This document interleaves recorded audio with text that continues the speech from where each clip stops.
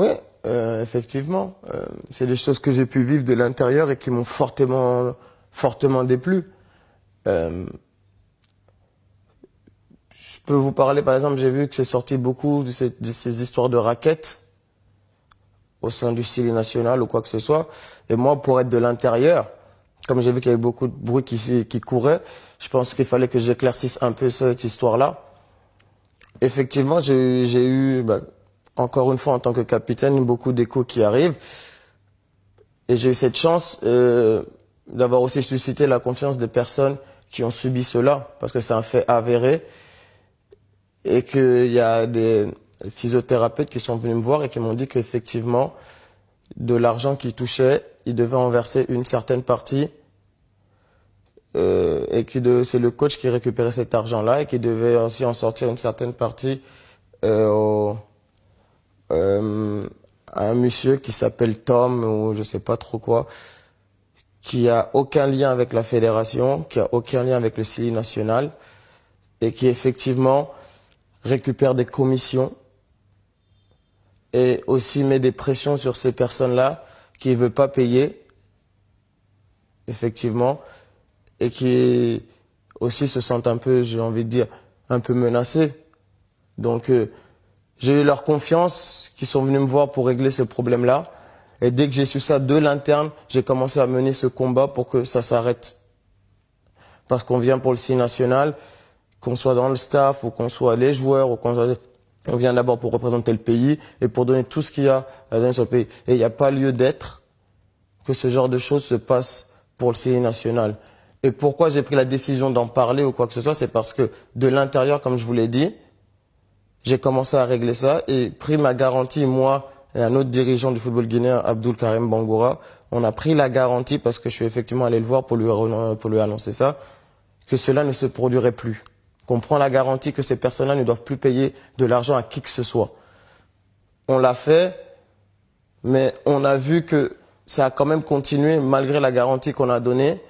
Donc on s'est dit que peut-être que faudrait qu'on en parle pour arrêter ce système-là, parce que même si nous on donne cette garantie-là, d'autres personnes se mettent au-dessus de ça, de ce qui se passe et de ce qu'on a dit pour continuer à faire ça. Donc maintenant j'avais dit que, oui, comme je sais ces choses-là et que je sais que je les combats depuis l'intérieur, depuis que je le sais, que je ne pouvais pas rester là sans rien dire, parce que sinon, forcément d'un côté, si j'apprends ce genre de choses et que je reste là sans rien dire, c'est que je cautionne ça. Et c'est quelque chose que je cautionne pas du tout. C'est quelque chose que je ne cautionne pas du tout. J'ai pu parler au physio, Abdul Karim Bongo a pu parler par exemple à l'entraîneur adjoint et il lui a bien fait comprendre qu'il ne fallait plus aussi qu'il paye quoi que ce soit. Donc on voulait vraiment mettre fin à ce racket-là de l'intérieur. Dès qu'on l'a su, malheureusement, on n'a pas réussi. Donc pour que ça s'arrête, je pense que je devais m'asseoir et expliquer ce qui se passe vraiment pour que ça s'arrête.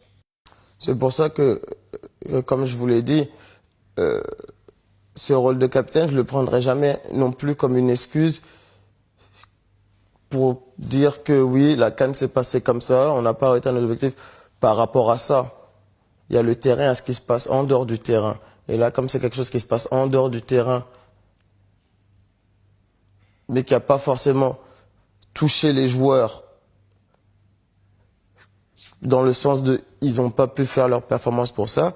Moi, oui, j'étais au courant. Et comme je dis, avec Abdul Karim Bangoura, dirigeant de la fédération, on a essayé justement de régler ça à deux pour pas que ça ait une influence sur le groupe ou quoi que ce soit. Mais comme je dis,